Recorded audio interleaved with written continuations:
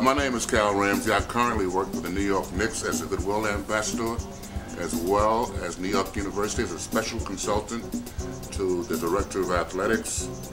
I was raised in Harlem. When I was in school, junior high school, I was a good basketball player, but I was the best typist in my class. I went to high school, the High School of Commerce, where I was a second-team All-American the same year that Will Chamberlain was first-team All-American. From Commerce, I went to New York University, where I played for 3 years. I was NYU's captain. I set 17 scoring records for New York University. They've all been broken except for my rebounding records, which still stand. I averaged 19.6 rebounds in my sophomore year, the same year that Will Chamberlain averaged 18 in Kansas, and Elgin Baylor averaged 18.3 out west. But I attribute that, though, to playing against these guys in the playgrounds, these great African-American players. We didn't get a chance to play in the NBA, but they played in the Eastern League, they played with the Globetrotters, they played around, and they would convene in the park on Montmartre Saturday and Sunday morning and show us how to play the game. And they would rough me up. And I can recall playing with them every summer over in the Montmartre Park. And then when I got to college, New York University, playing against guys who were less talented, less physical, I was able to set rebounding records that stand to this day at NYU, primarily because of what I learned from Dolly King and John Isaacs and those guys in Montmartre Park. When I left NYU, my mom was living in a rental in a tenement down on 111th Street, and I was about to go to play professional basketball with the St. Louis Hawks, and I wanted to find a nice place for her to live. So I went to Mr. Dolly King, whom I knew as a referee in college basketball, and they used to allow me to come to play in the Riverton once in a while on the playground. And there was a time when they didn't want everybody in the Riverton, particularly dark-skinned guys like myself, to come in and play basketball over there. But Mr. King used to let me and my friends come in and play, well, because he liked me, number one. And I never gave the referees any trouble, so he recommended me to management, and I got an apartment there in 1959.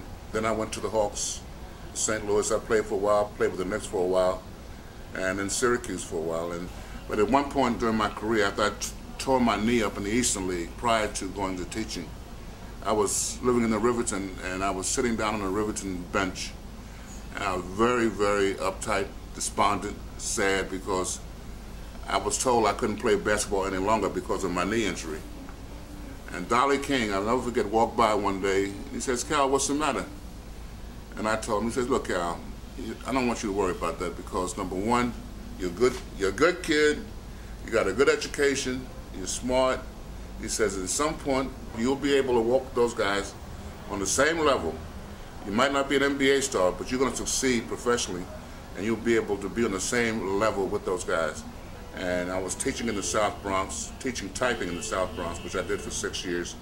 And during that time, I also got a job as the recreation director for the Riverton Houses, where I had the opportunity to work with some wonderful people, Mrs. Gates and Mrs. Bell, who had been there for a very long time. And I worked with them for several years in the Riverton. And while there, I instituted a basketball tournament that a lot of people that you see around Riverton now played in. Riverton had just started to become very competitive when it came to basketball.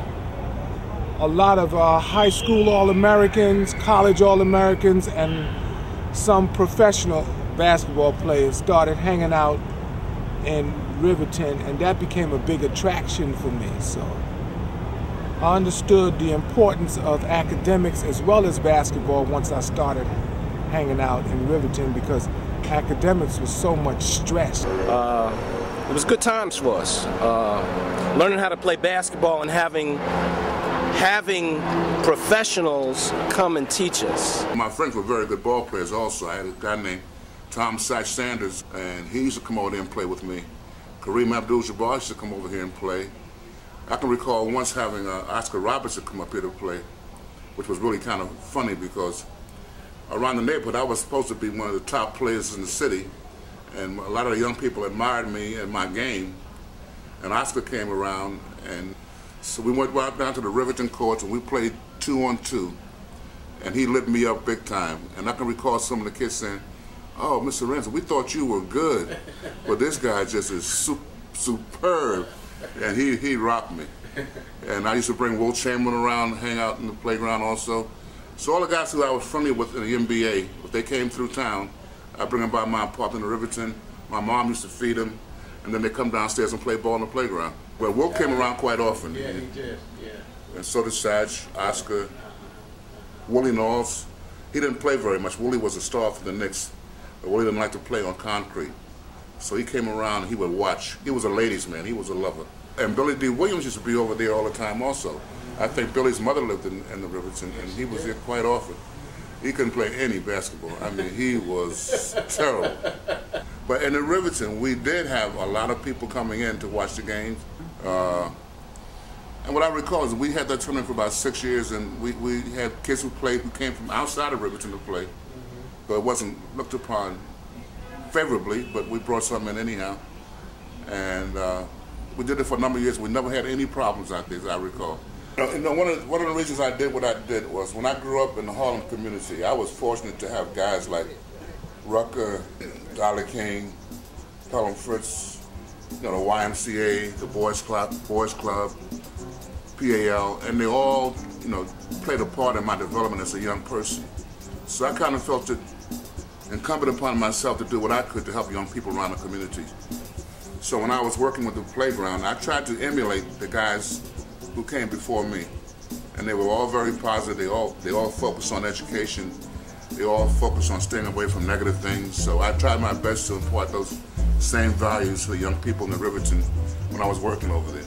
And when I talk to kids nowadays, I talk about the importance of education, about how my career was cut short in basketball, but I did have a degree and a skill. And the last thing I tell them is I say, you play as hard as you can at whatever sport you want to play, but as hard as you play, you study a little bit harder.